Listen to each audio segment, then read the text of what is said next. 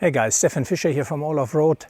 Today I thought I'd share with you a quick video what I all going to be taking in regards to recovery gear for our Simpson Desert and Canning stock route trip. To be honest, we don't really get stuck that often for the simple fact that we run the correct tire pressure, and that is really 90% of not getting stuck, and doing a correct risk assessment. So, if an obstacle presents, we assess it and determine the best course of action. However, I find that in the sand, it is really pretty hard to get stuck if you run the correct tire pressure and have a bit of throttle control. As a matter of fact, I don't think I've ever been stuck in sand that I needed recovery. I may have been stopped and need to reverse back, give it another go, but I never needed to get a shovel out or recovery gear. That doesn't mean we don't carry recovery gear. So I thought I'd share with you quickly what I'm gonna carry.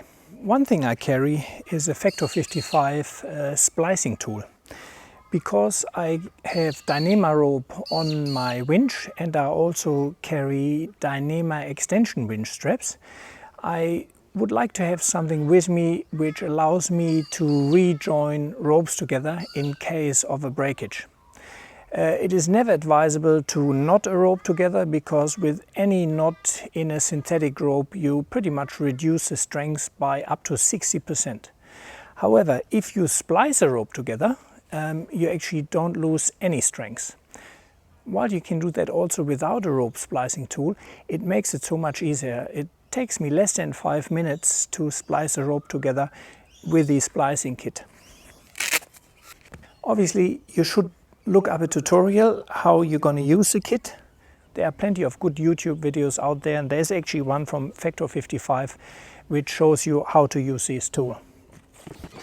Next out of the box is 2 winch blankets, which we use as a weight if we winch or if we do any dynamic recoveries, for example using a snatch strap or a snatch rope. I carry 2 of them. They are solid, so they don't have the hole here. They usually go on the metal parts, but I'm gonna get to that because I don't have any metal parts in my recovery gear left really, or very little. You still can put sand in here, weighten them down even more. So 2 winch blankets. The next thing is a Kinetic recovery rope, which was kindly donated by Drifta for me to test on the Canning trip.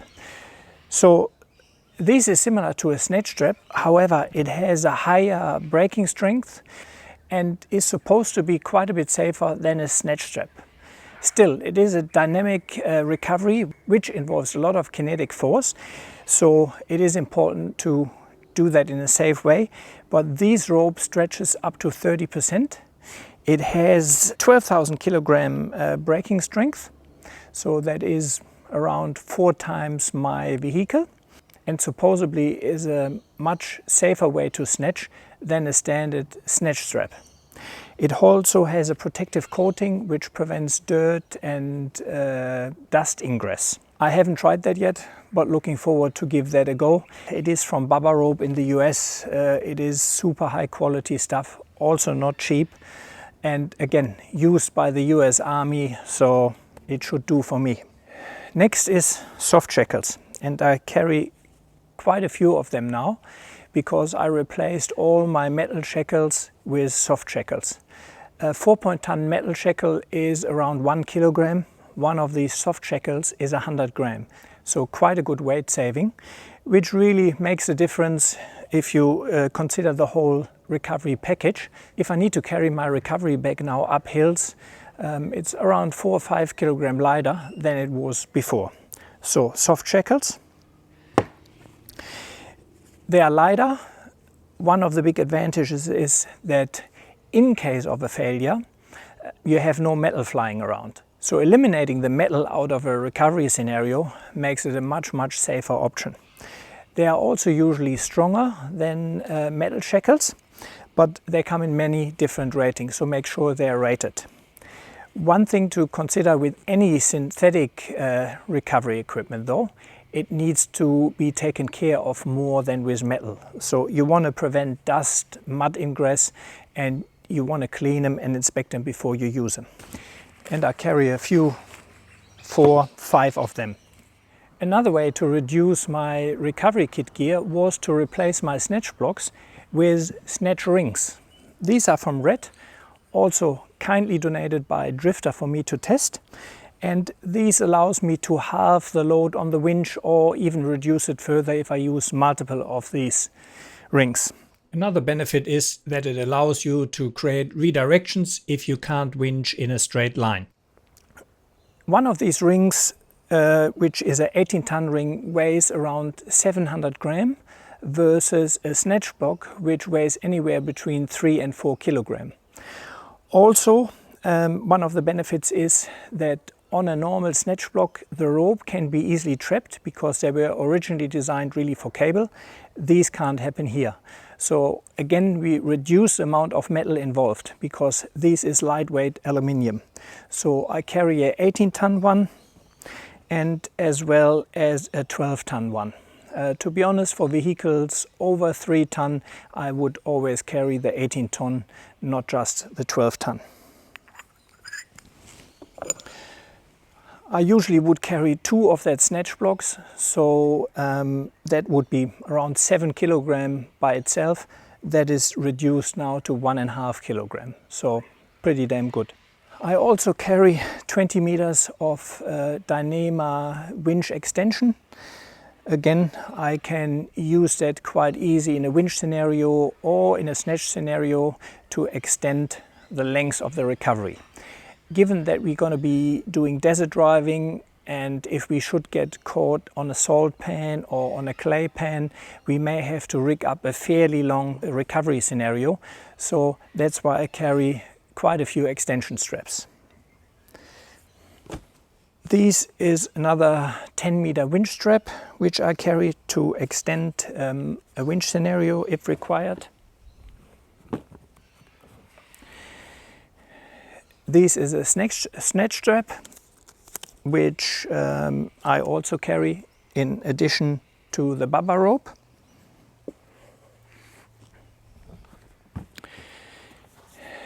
Then I carry 2 tree trunk protectors or bridles. One thing I should mention with these winch rings, it is very important you can only use Dyneema rope. Soft shackles for it. You can't use them with metal shackles. And I have another 20-meter winch extension strap. So that means all up I've got around 50 meters. Dave will also have his complete recovery kit, so we probably can have around 100 meters of recovery if we would need to. I also carry a couple of these. These are actually the ends of old winch straps. So if you throw your winch strap away, you should always cut them so that they can't be used anymore. But I cut these pieces off. But these are quite handy if you join 2 recovery straps. So if you're ever in the situation where you need to rig up a long recovery, for example, someone is bogged and you can't get close to it. And I have seen recoveries where we use 7-8 winch extension straps. There's only one way to join straps together so that you don't lose strength within the straps and that you can remove them afterwards. So I've got these here, very simple, over, through. And if we do this, we have both ropes joined together, and if we would use that as these now, we also would fuse the ropes. We would not be able to separate them again afterwards. So what we're doing here is I use one of these, put that in here, and now even after a snatch we will be able to pull that out and then separate the ropes again. Quite important. Really never use any other way to join 2 ropes. You need to inspect the rope before every use. If it's really dirty, if you had it in dust or mud, it needs to be cleaned. I have a video on my YouTube channel how to do that. And you want to inspect it every time before you use it. In regards to the other recovery gear, it is very important that you only use rated recovery gear. So you will see the label here that tells you whether it is rated and whether it's suitable for the weight of your vehicle. Again, also with winch straps, recovery straps, you want to inspect them every time before use. I also would like to give you my quick take on carrying a ground anchor or a dead man. To be honest, again, in 6 years of desert and sand travel, I've never needed one. We have 2 vehicles, we have rear recovery hitches where we can winch off, and if I really need a ground anchor, then my spare wheel will do as a ground anchor, so I don't really see the need to carry an extra single-use item for that particular purpose. Usually I'm not a big fan of traction boards like MaxTrax or the ARB Thread Pros, because really